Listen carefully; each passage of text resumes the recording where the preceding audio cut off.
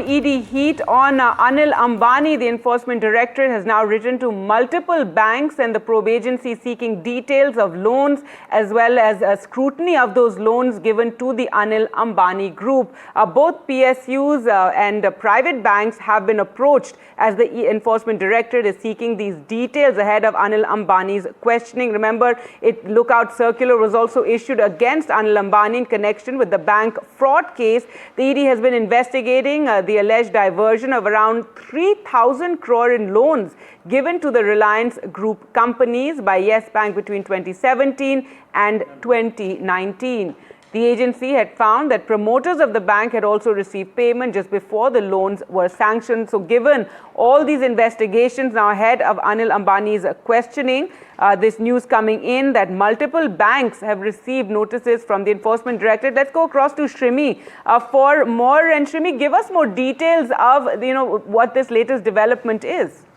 Yeah, hi Karki. So what we are picking up right now is that Enforcement Directorate has sought details from at least 12 to 13 both PSU and private banks seeking details on the fact that about the due diligence which is being followed by sanctioning and disbursing loan to Anil Ambani group of companies. In fact, sources tells us that these banks include some top banks as well, like State Bank of India, HDFC Bank, ICICI Bank, UCO Bank, Punjab and Sindh Bank, and of course the Axis and Yes Bank. And Yes Bank, as we know, that has been under scanner in this particular case. Now, ED has sought comprehensive details in this particular matter from all these banks, right from the timeline of default, the credit pause process which were followed during sanctioning of loans to Anil Ambani group of companies, what were the timelines to it, how that was disbursed, and when the loans were get defaulted,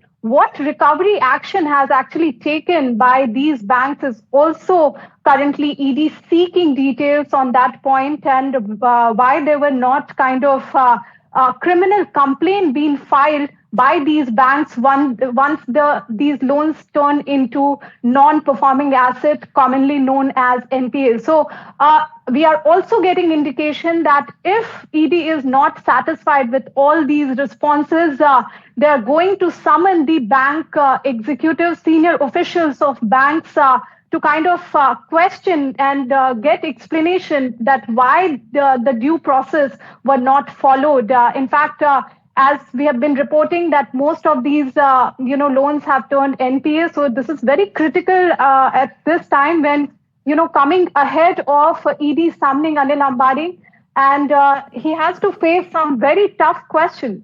Gargi? All right, Shrimi, thanks so much for joining us with those details. So big developments there taking place ahead of Anil Ambani's questioning.